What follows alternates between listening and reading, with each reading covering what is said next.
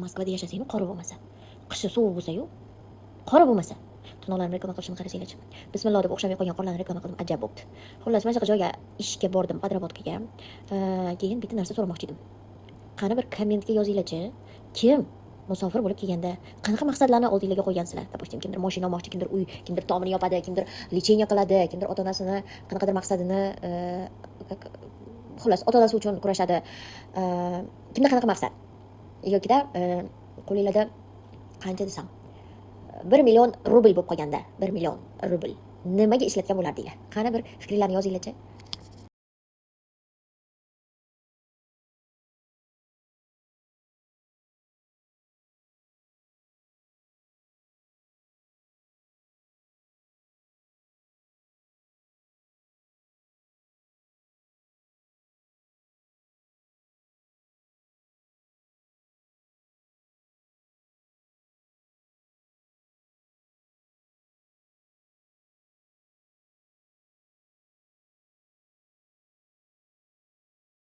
Like, подписка esinglardan chiqmasin ey.